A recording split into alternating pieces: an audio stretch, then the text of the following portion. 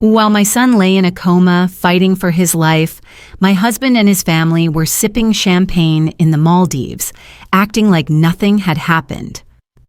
I'm Lauren, and this is the moment I realized I was completely alone in the fight for my child.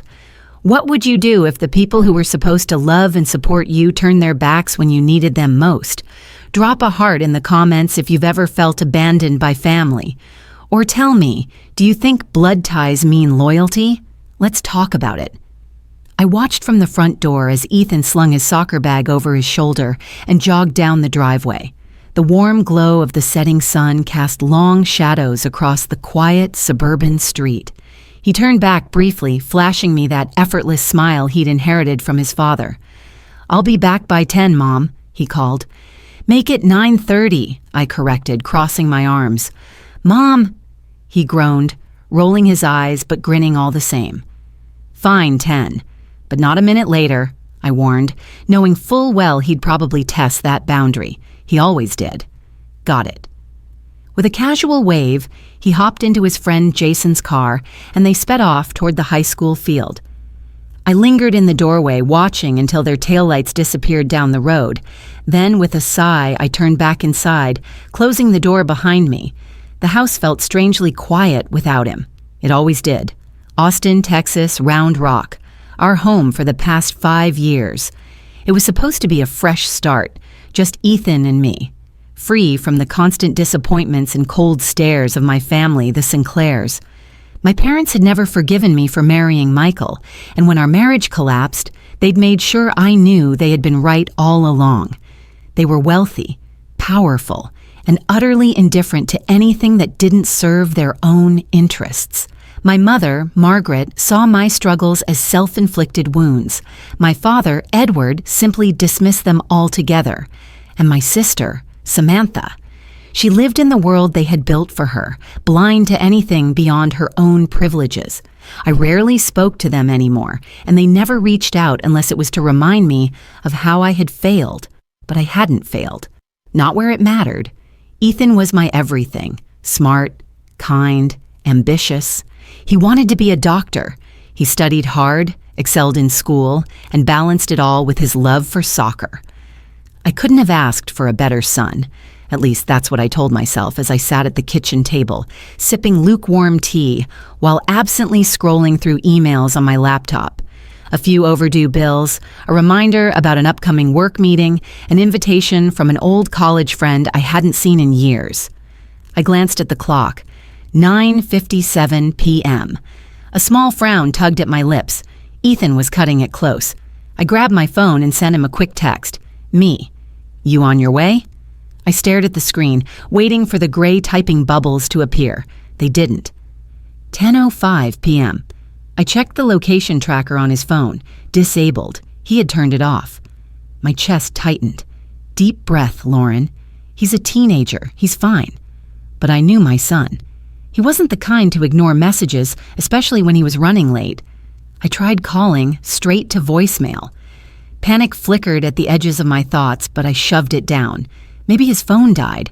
Maybe he lost track of time. Maybe I was overreacting.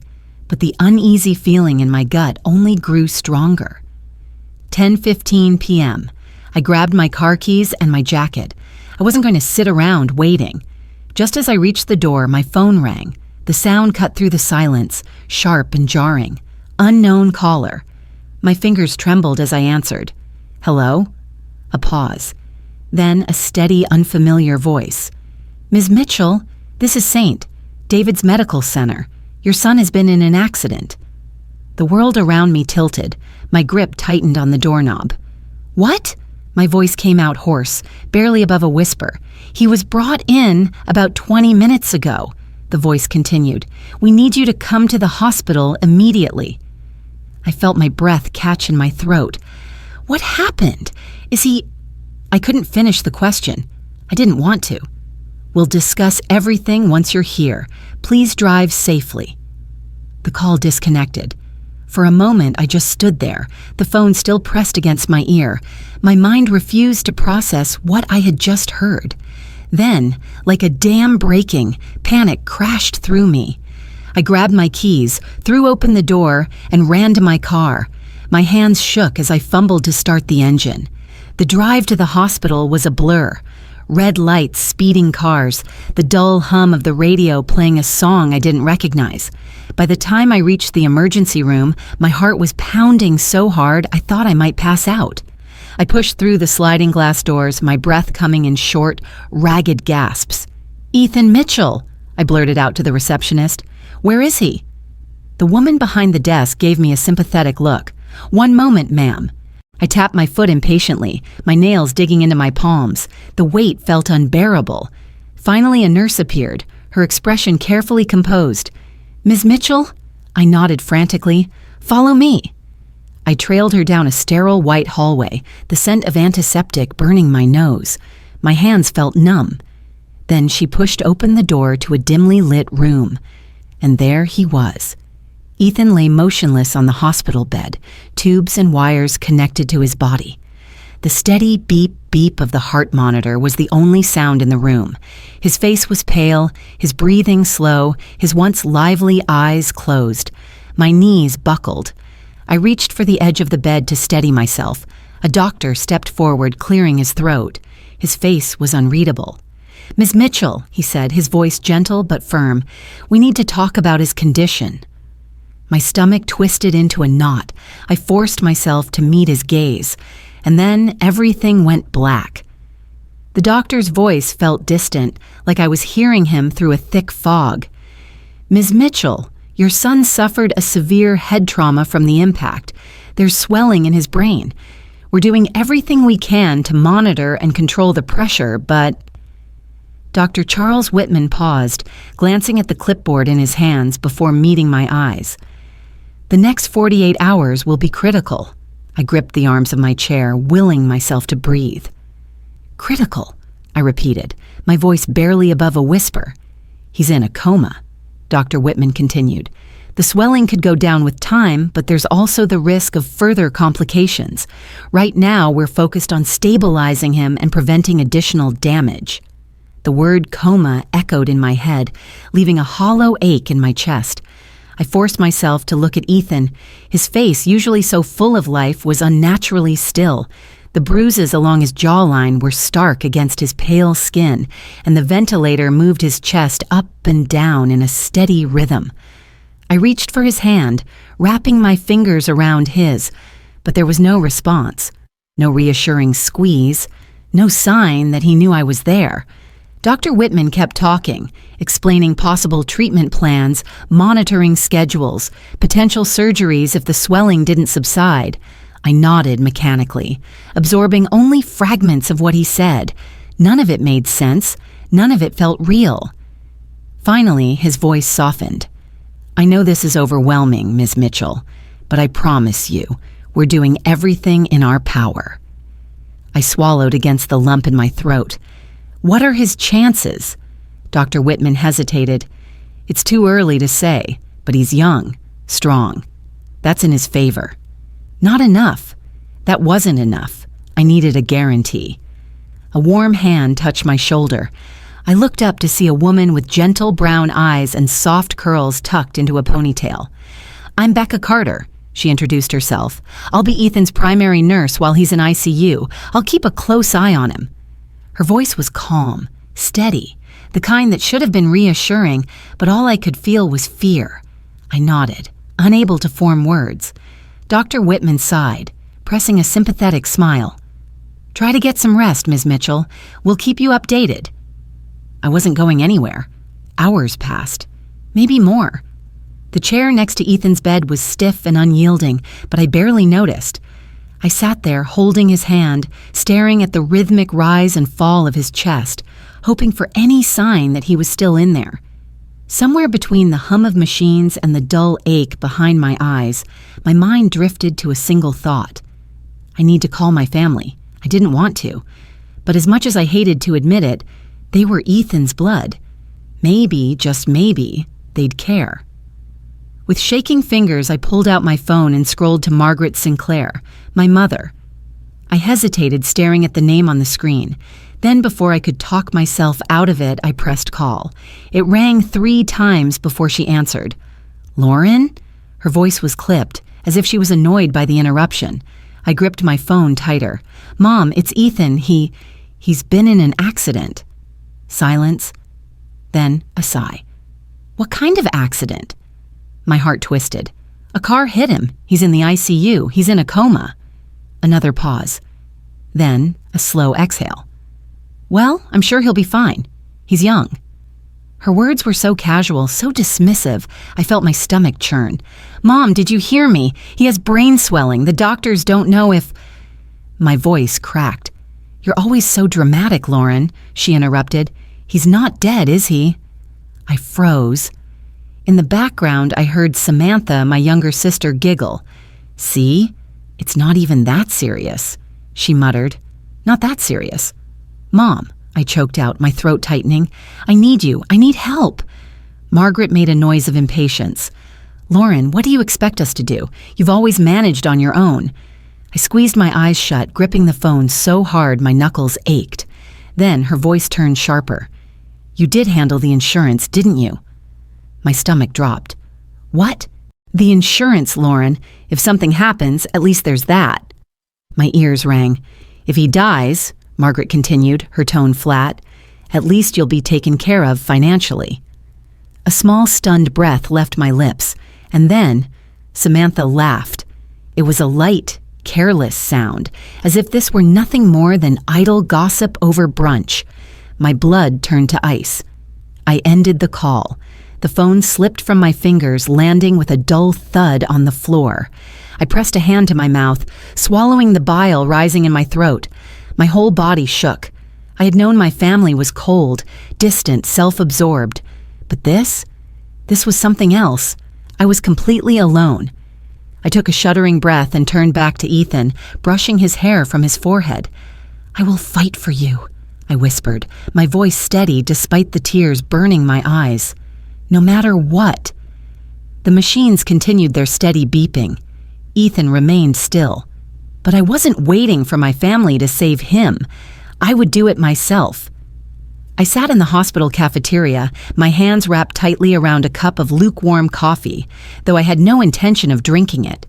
The past 24 hours had felt like an eternity. My body and mind stretched so thin I wasn't sure how I was still functioning. Across from me, Melissa Carter, the hospital social worker, leaned forward, her eyes filled with concern. Lauren, I need to be honest with you about something, she said, her voice calm but firm. I forced myself to focus. What is it? Melissa sighed, setting down the folder she had brought with her. I've been reviewing Ethan's case and I noticed something concerning. Right now, as his biological mother, you're his default medical decision maker. But if someone were to legally challenge that... She hesitated. My stomach clenched. Challenge it? Who would... I stopped. Of course, I already knew the answer. The Sinclairs. Melissa gave me a knowing look. You mentioned that your family is wealthy and complicated?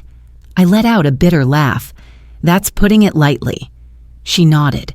Then I have to warn you, if they see an opportunity to take control of Ethan's medical and financial affairs, they might try to claim guardianship. If they succeed, they could have the legal right to make decisions about his care and even access any insurance payouts in his name. A cold chill ran down my spine. They wouldn't dare. Melissa didn't blink. They would, and I've seen it happen before. I shook my head, gripping my coffee cup like it was the only thing keeping me grounded. I don't understand. I'm his mother. I'm the one who's been by his side his whole life. How could they just take that away? It's not easy, but it's possible, she admitted. They could argue that you're emotionally compromised or financially unstable. Courts tend to favor stability, and if they present themselves as the better option... I clenched my jaw. They're not stable. They're cold, manipulative. Doesn't matter, Melissa cut in. What matters is what they can prove in court. I exhaled sharply, my pulse pounding in my ears. I don't want to scare you, Lauren, Melissa continued gently, but I need you to be prepared. If they make a move, you'll have to fight back, legally. And that means making sure you have documentation, proof that you are Ethan's best advocate. I rubbed my temples, trying to process everything. My body ached from exhaustion, but my mind was suddenly sharper than it had been since the accident. They were trying to take my son away from me. I wasn't just fighting for Ethan's life anymore. I was fighting to keep him mine. That afternoon, as I sat in Ethan's room, my phone buzzed with a new email notification from Sinclair and Associates, attorneys at law subject, discussion regarding financial and medical matters of Ethan Mitchell. I stared at the subject line, my heart hammering. With shaking hands, I tapped the email open.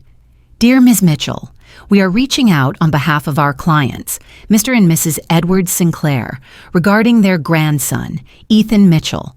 Given the current circumstances and their long-standing investment in Ethan's future, they would like to schedule a discussion regarding his medical care and financial arrangements. We believe it is in Ethan's best interest for all parties to be involved in such decisions moving forward. Kindly let us know a convenient time for this meeting. Best regards, James Sterling, Esquire. My grip on the phone tightened. Investment in his future? Since when? They had barely spoken to Ethan in months, and now they were pretending to be concerned? I closed my eyes and forced myself to think. They were planning something. This wasn't just about Ethan's well-being. They wanted control. Over him, over his care, over any potential insurance payout. A deep simmering rage built in my chest. They weren't just indifferent, they were opportunistic. I wouldn't let them win. That evening, I sat by Ethan's bed, watching the slow rise and fall of his chest. His hand was still warm in mine, but he hadn't moved, hadn't stirred, hadn't given me any sign that he was coming back to me. I couldn't lose him, not to this coma, and not to them. I pulled my phone from my pocket and scrolled through my apps. Then I found what I was looking for, a voice recorder. Melissa's words echoed in my mind. You'll need proof. If the Sinclairs wanted a battle, I was going to be ready.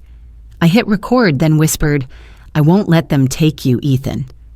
I promised the next morning I met Melissa again. I need a lawyer, I told her. She nodded. I already have someone in mind. My phone buzzed, another email. This time it was a direct message from Margaret. Lauren, we're scheduling the meeting with our attorney tomorrow at noon. Be there. No greeting, no concern. Just an order. A slow, bitter smile spread across my lips. Good. I was ready. I stepped into the law office, the smell of old books and fresh coffee hanging in the air. The space was sleek and modern, but all I could see were the stacks of paperwork lining the desk in front of me. Legal jargon.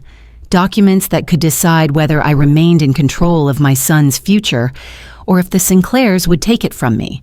Across from me, my lawyer, Daniel Pierce, adjusted his glasses and folded his hands on the desk. He was in his early 40s, sharp, and had the quiet confidence of a man who had fought battles like this before. Lauren, he began, his voice steady but serious, I'll be direct with you. The Sinclairs are making a move. They've filed a petition requesting joint medical and financial guardianship over Ethan. My breath hitched. Daniel continued. Their argument is that you're under emotional distress and may not be in a position to make rational decisions regarding Ethan's well-being. They'll claim that their financial resources make them more fit to handle his care. I clenched my fists, my nails digging into my palms. That's ridiculous. They haven't cared about Ethan in years. They didn't even visit him in the hospital until they saw an opportunity to take control. Daniel nodded. I believe you. But courts favor stability, Lauren. They're going to paint you as unstable, overwhelmed, and financially incapable. If they can prove that, they could win. I swallowed hard, feeling a cold rush of fear settle in my gut. I won't let them take him, I whispered. Daniel leaned forward. Then we fight. By the time I left the office, I had a list of things to do. Step 1, compile evidence. I spent hours gathering every piece of proof I had, every text message, every bank statement that showed how they had never contributed to Ethan's life.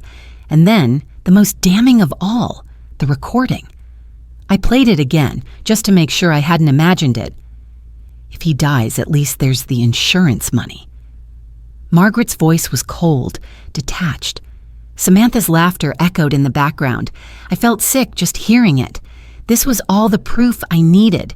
The mediation meeting was set for Friday at noon. I arrived at the law firm early, my pulse hammering. I wasn't here to compromise. I wasn't here to play nice. When I stepped into the conference room, they were already waiting. Margaret sat at the head of the table, her pearl necklace gleaming under the fluorescent lights. Edward sat beside her, expression unreadable, and Samantha scrolled through her phone as if she had better places to be. Their lawyer, James Sterling, greeted me with a polite but calculated nod. "Lauren," Margaret said smoothly, as if she were doing me a favor just by showing up. I forced a tight smile and took my seat. Daniel sat beside me, opening his folder with a crisp snap. "We're here today," James began, "to discuss the best course of action for Ethan's medical and financial future." I folded my arms. His future is with me. Period. Margaret exhaled dramatically. "Lauren, sweetheart, you're exhausted. We understand. You've been through so much, but you have to think about Ethan. He needs stability, resources, things we can provide." I felt my nails bite into my skin. "You didn't care about his stability before. What's changed?" Edward cleared his throat. "Lauren, let's be rational." "Rational?" I repeated. "You're trying to take my son from me." Margaret sighed. "You're being overly emotional." "Am I?" I cut her off, pulling my phone from my pocket, because I'd love to hear what the court thinks about this. I tapped play. Margaret's voice filled the room. "Don't be so dramatic. If he dies, at least there's the insurance money." Silence. The air shifted, the weight of the words pressing down on everyone in the room. Margaret's expression froze. Samantha stopped scrolling. Edward's face drained of color. Daniel folded his hands. "Ms. Sinclair, would you care to explain that statement?" Margaret's lips parted, but no words came out. I leaned forward, my voice low and steady. "You don't want what's best for Ethan. You want a payday." Margaret bristled. "Lauren, this is a misunderstanding." "It's not," I snapped. "You didn't even care when I called you from the hospital. You laughed. And now, you think you can walk in here and take him from me? Number, I'm done." Edward stood abruptly, his chair scraping against the floor. "Margaret, we're leaving." Samantha hesitated, glancing between us before rising from her seat. For the first time, I saw guilt flicker in her eyes, but it didn't matter. The damage was done. As they gathered their things, Margaret hissed under her breath, "You think this is over?" I met her gaze. "I know it is." When they left, Daniel let out a low whistle. "Well," he said, "that was satisfying."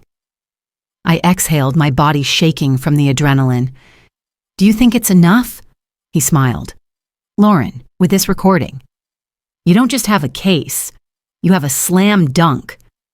For the first time in days, I let myself breathe. I turned back toward the hospital, toward Ethan, toward the only thing that mattered. That night, as I sat by his bedside, his heartbeat monitor beeped steadily. For the first time since the accident, his fingers twitched. My breath caught.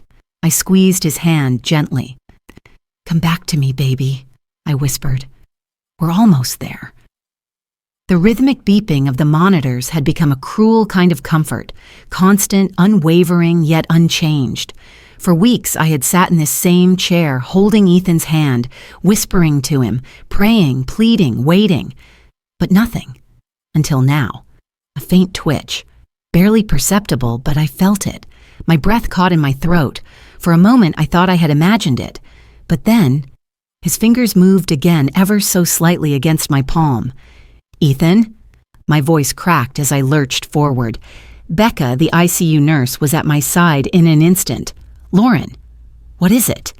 "He moved," I gasped, gripping his hand tighter. "His fingers, they moved."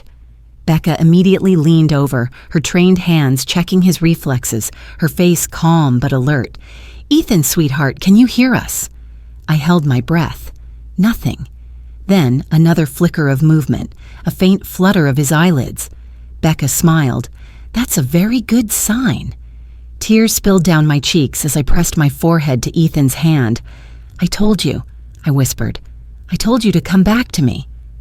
Dr. Whitman arrived within minutes, his expression carefully measured as he examined Ethan's vitals. He studied the brain activity monitor, nodding slowly.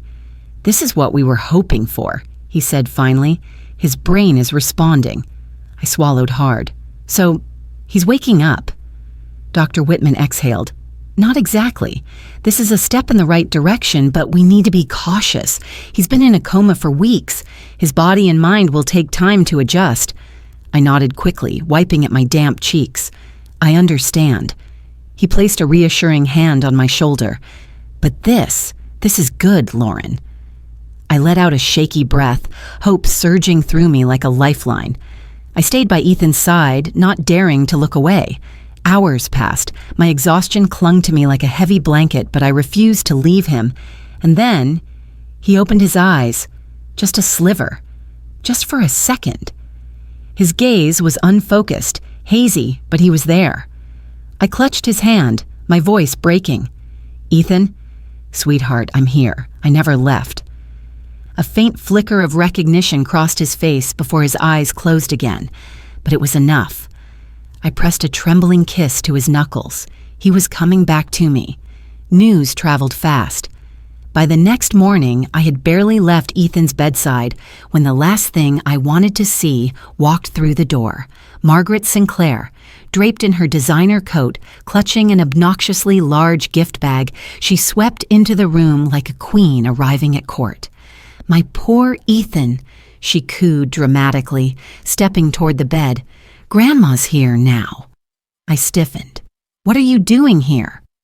Margaret shot me a condescending look. "I came to see my grandson. Unlike some people, I have obligations." I gritted my teeth, moving protectively between her and Ethan. "You haven't cared about him for years. Don't pretend now." Margaret gave an exaggerated sigh. "Lauren, must you always be so combative?" She set the bag down with a theatrical flourish. "I brought him something special." I didn't care, and I knew Ethan wouldn't either. She turned toward the bed, her expression softening as she leaned in. "Ethan, darling," she whispered, her manicured fingers brushing his arm. "Everything's fine now. Grandma and Grandpa will take care of everything." Ethan flinched, his heartbeat monitor spiked. I surged forward, shoving myself between them. "Don't touch him!" Margaret reared back in shock. "Lauren!" "You don't get to manipulate him," I snapped, my voice shaking with barely restrained fury. The door swung open and Becca rushed in, alerted by the sudden change in Ethan's vitals. "What's going on?" she demanded. I turned to her, my breath ragged. "Get them out!" Margaret gasped. "Excuse me?" Becca didn't hesitate. "This is an ICU. If you're causing distress to the patient, you need to leave." Margaret turned to me, her lips curling into a venomous smile. "This isn't over, Lauren." "Maybe not," I said, my voice deadly calm. "But you're done here." She stormed out, Edward trailing behind her, looking more embarrassed than angry. Samantha lingered in the doorway for a second. For the first time, she looked uncertain, almost guilty. But then she followed them out. The second they were gone, I collapsed into my chair, my entire body shaking. Becca placed a gentle hand on my shoulder. "You did the right thing." I exhaled, turning back to Ethan. His face was pale, his breathing slow, but steady. Then in a voice so soft I almost missed it, he whispered, "Mom." Tears sprang to my eyes as I leaned closer. "I'm here, sweetheart. I'm right here." His eyelids fluttered. "What's happening?" I swallowed past the lump in my throat. "It's okay," I said softly, brushing his hair back. "I'll tell you everything." The rain tapped gently against the hospital window, a rhythmic, distant sound that filled the silence between us. Ethan lay propped up in bed, his face still pale, his body weakened from weeks of stillness. But his eyes, those familiar, sharp blue eyes, were no longer clouded with confusion. They were searching, restless, demanding answers. I had known this moment would come. "Mom." His voice was hoarse, barely above a whisper, but I heard the urgency in it. What happened? I smoothed the blanket over his lap, giving myself a moment to steady my breath. You were in an accident, I said gently. A car hit you while you were crossing the street. You've been unconscious for weeks. His brow furrowed, his fingers curling slightly against the sheets. Weeks? I nodded, brushing his hair back. Yes, sweetheart, but you're here now. That's what matters. Ethan exhaled slowly, processing. His gaze drifted toward the machines around him, the IV line in his arm, the bandages still covering parts of his body. His fingers ran over the medical tape absently before he turned back to me. Why do I feel like I just woke up in a different life? My heart twisted. Because you did. I reached for his hand, squeezing it gently. Ethan, there's something I need to tell you.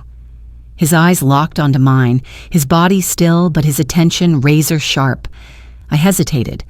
Part of me wanted to shield him, to wrap him up in a world where his family wasn't a threat, where love was unconditional, where he didn't have to learn. So soon, what betrayal felt like. But Ethan wasn't a child, and he deserved the truth. I pulled my phone from my pocket, my fingers trembling slightly as I scrolled through the files. Then I pressed play. If he dies, at least there's the insurance money. The words slithered into the air like poison, filling the small hospital room. Ethan's entire body stiffened. His fingers twitched against the sheets, his breathing quickening.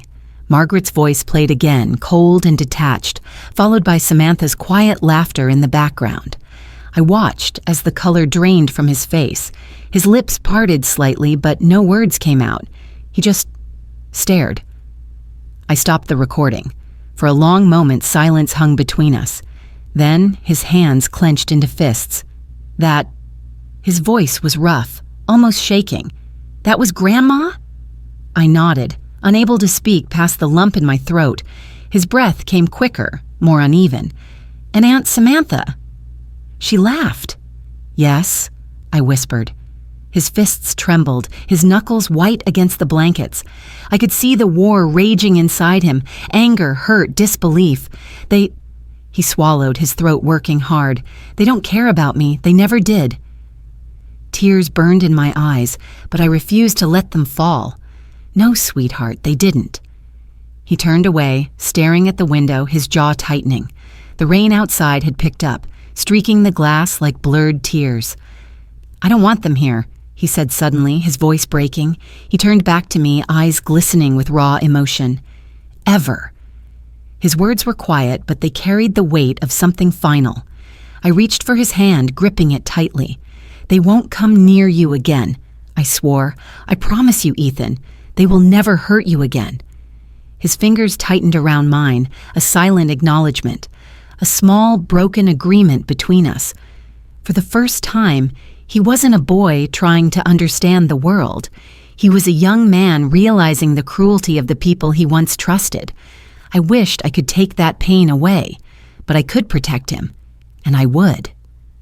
The next morning, as I sat beside Ethan, listening to the soft rhythm of his breathing, a nurse walked in with an envelope in hand. Ms. Mitchell, she said hesitantly. A courier dropped this off for you. I frowned, standing to take it. The envelope was thick, the expensive stationery screaming legal notice before I even opened it. My hands shook as I slid my finger under the seal and pulled out the crisp documents. Petition for emergency guardianship. Margaret and Edward Sinclair's names were printed neatly at the top. My blood turned to ice. They weren't finished. They were trying to take Ethan again.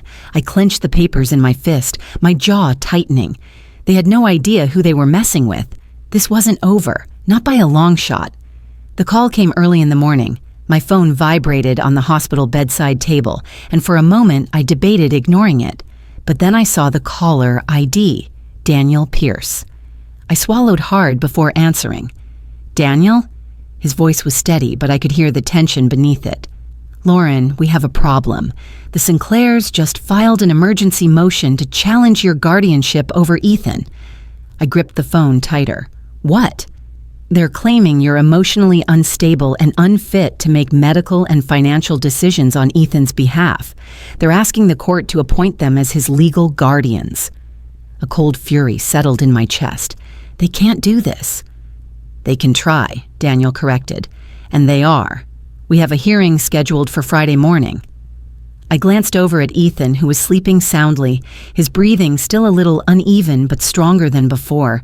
He'd barely woken up, and already they were trying to rip him away from me. They won't win, I said firmly. Daniel sighed. We'll make sure of that.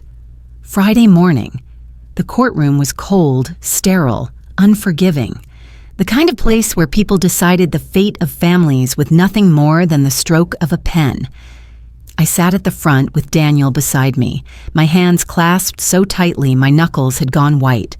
Across from us, Margaret and Edward Sinclair sat with their lawyer, their expressions carefully composed, as if this were just another business deal. And then there was Samantha sitting just behind them. For once, she looked uneasy. The judge entered, a middle-aged woman with a sharp, calculating gaze. She glanced at the case file before adjusting her glasses. We are here today regarding the petition for emergency guardianship over Ethan Mitchell, she announced. Representing the petitioners, Margaret and Edward Sinclair, is attorney James Sterling. Representing the respondent, Lauren Mitchell, is attorney Daniel Pierce. The formalities barely registered. My heart pounded as Margaret stood, smoothing out her designer dress before stepping forward. Your Honor, she began, her voice carefully measured. This is a very simple case.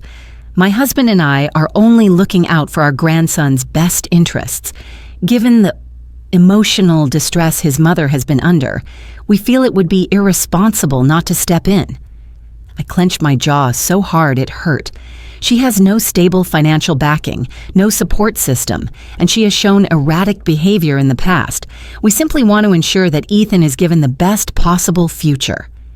She paused for effect before adding, and we are fully capable of providing that.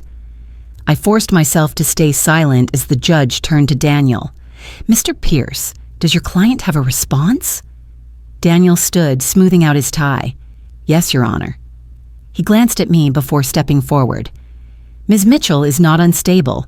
She's a devoted mother who has been by her son's side every second since his accident.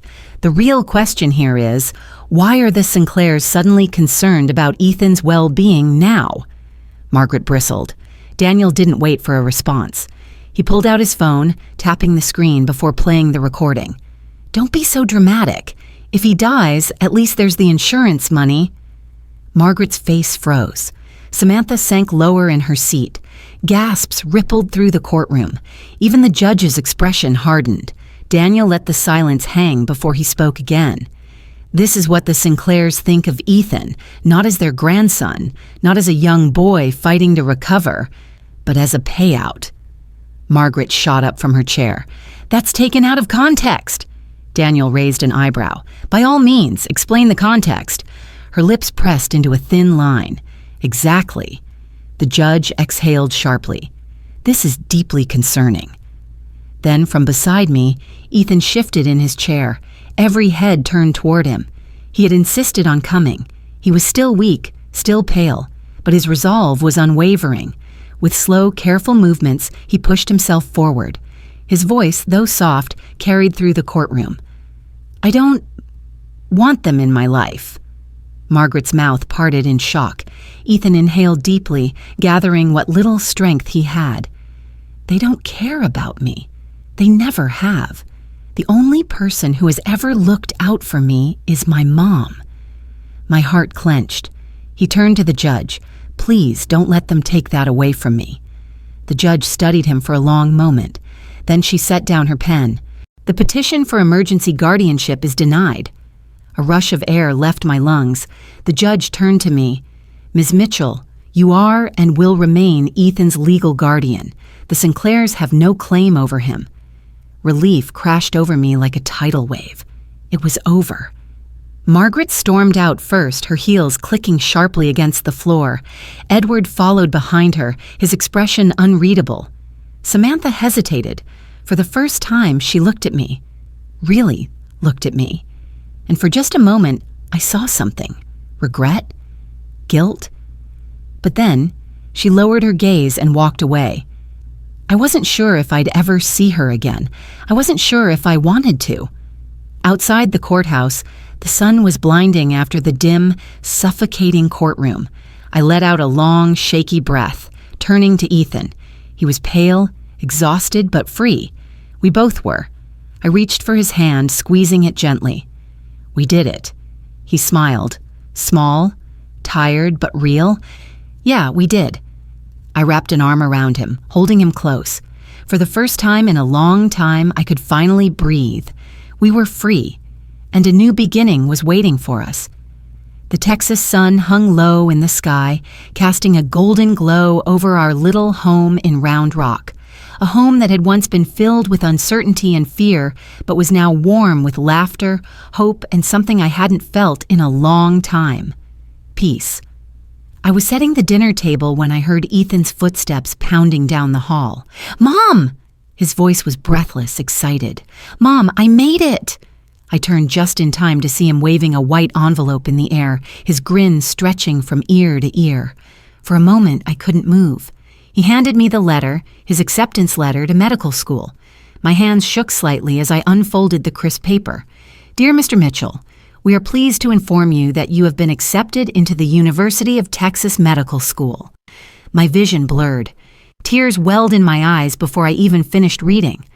I looked up at my son, the boy who had fought so hard to survive, who had almost been taken from me, who had endured more pain and betrayal than anyone his age should ever have to face.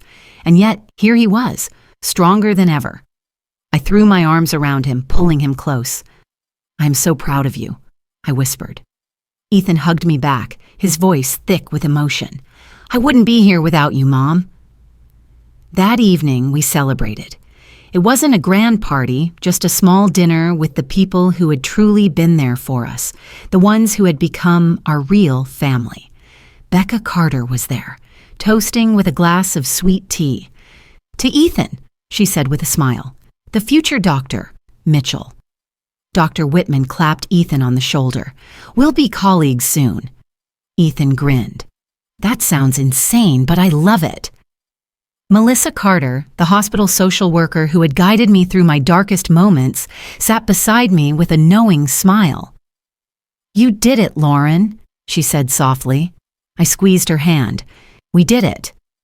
We ate, laughed, and for the first time in years, I felt light. Like a weight had been lifted, like we were truly free. Later that night, after the guests had gone and the house was quiet again, I sat on the porch, letting the warm night air wrap around me. Ethan came out a few minutes later carrying an envelope, but this time, it wasn't his acceptance letter. It was a handwritten letter from Samantha. He held it out to me. "I got this yesterday. Figured I should show you." I hesitated before taking it, my fingers brushing over the envelope. "Lauren, I don't know if you'll ever read this, but I need to say it anyway. I was a coward. I let Mom and Dad manipulate me, and I went along with things I should never have accepted. I wish I had spoken up. I wish I had done something. I don't expect forgiveness, but I want you to know that I'm trying to change. I left home. I've started over, and I hope, someday, I can make things right. I miss you. Samantha." I exhaled slowly, folding the letter in my lap. Ethan leaned against the railing, watching me carefully. "Do you think we'll ever see them again?" I looked up at him, at the boy, no, the young man, standing before me, stronger than the past that tried to break him. "Maybe one day," I said honestly, "but for now, we have everything we need." Ethan smiled, nodding. Then he sank down into the chair beside me, stretching his legs out with a satisfied sigh. The porch light flickered softly, and the sound of crickets hummed in the distance. For a while, we just sat there, watching the sunset paint the sky in shades of orange and pink. And then, Ethan spoke, his voice quiet but certain. "Family isn't about blood," he said. "It's about who stays by your side." I smiled, squeezing his hand. "Yes, sweetheart, it is." As the last of the daylight faded, I closed my eyes, breathing in the warmth of the moment. The past was behind us, and the future, our future, was just beginning. As I sit here reflecting on this journey, I realize that life is full of unexpected battles. Some come in the form of personal loss, betrayal, or hardship, but the real test isn't in avoiding those challenges. It's in how we rise after facing them. For me, this story wasn't just about fighting for my son's life. It was about learning what true family means. It's not about blood or last names. It's about the people who show up when the world feels like it's falling apart. It's about those who stand by you, not because they have to, but because they choose to. And if there's one lesson I want to leave you with, it's this. Never let anyone tell you that you're not strong enough. Never let anyone take away your voice. When you know what's right, fight for it. Now, I'd love to hear from you. Have you ever faced a situation where you had to stand your ground for someone you love? Have you ever had to walk away from toxic people, even if they were family? Let me know in the comments. Share your story. And if this video touched your heart, drop a 1 in the comments or tell me where you're watching from. If you didn't connect with this story, I'd love to know why. Your thoughts matter here. Don't forget to hit that subscribe button so you never miss another story that might just change the way you see the world. Because in the end, our experiences, our struggles, and our triumphs, they're what connect us. Until next time, stay strong. You are not alone. Love.